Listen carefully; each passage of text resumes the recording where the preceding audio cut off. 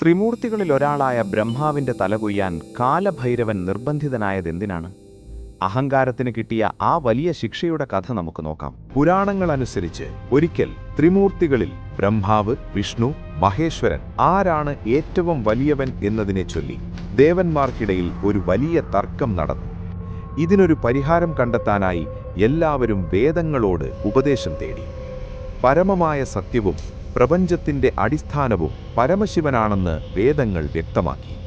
മഹാവിഷ്ണു വേദങ്ങളുടെ ഈ തീരുമാനം സന്തോഷത്തോടെ സ്വീകരിച്ചെങ്കിലും സൃഷ്ടികർത്താവായ ബ്രഹ്മാവിന് ഇത് അംഗീകരിക്കാനായില്ല.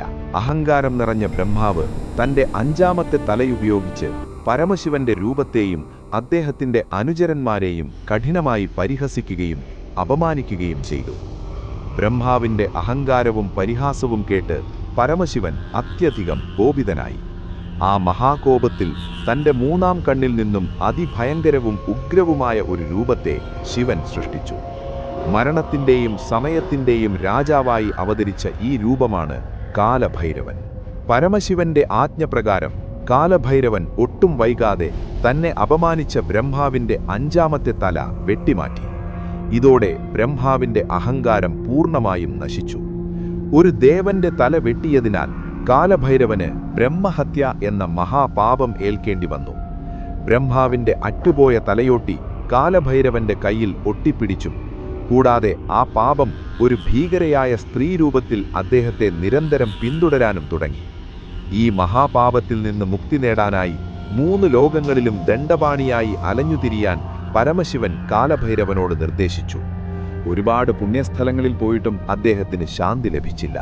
കാരണം തലയോട്ടി അദ്ദേഹത്തിന്റെ കയ്യിൽ തന്നെ പറ്റിപ്പിടിച്ചിരിപ്പുണ്ടായിരുന്നു. അവസാനം അലഞ്ഞുതിരിഞ്ഞ് അദ്ദേഹം ശിവന്റെ പ്രിയപ്പെട്ട നഗരമായ കാശിയിൽ എത്തിച്ചേർന്നു. കാശിയുടെ അതിർത്തിയിൽ പ്രവേശിച്ച നിമിഷം തന്നെ കയ്യിൽ ഒട്ടിപ്പിടിച്ചിരുന്ന തലയോട്ടി താഴെ വീഴുകയും ബ്രഹ്മഹത്യാ പാപം പാതാളത്തിലേക്ക് മറയുകയും ചെയ്തു. ഈ തലയോട്ടി താഴെ വീണ സ്ഥലമാണ് പിന്നീട് കപാലമോചന തീർത്ഥം എന്നറിയപ്പെട്ടത്. അങ്ങനെ അദ്ദേഹത്തിന് പാപമുക്തി ലഭിച്ചു. ഇതിൽ സന്തുഷ്ടനായ പരമശിവൻ ഇനി മുതൽ കാലഭൈരവൻ കാശിയുടെ കാവൽക്കാരനായി അവിടെ കുടികൊള്ളും എന്ന വരം നൽകി. ഭക്തരുടെ പാപങ്ങളും ഭയവും അകറ്റി ധർമ്മവും നീതിയും കാത്തുസൂക്ഷിക്കാൻ അദ്ദേഹം അവിടെ തുടരും. ഇന്നും കാശിയിൽ പ്രവേശിക്കുന്ന ഏതൊരാളും ആദ്യം കാലഭൈരവന്റെ അനുവാദം വാങ്ങണം എന്നാണ് വിശ്വാസം.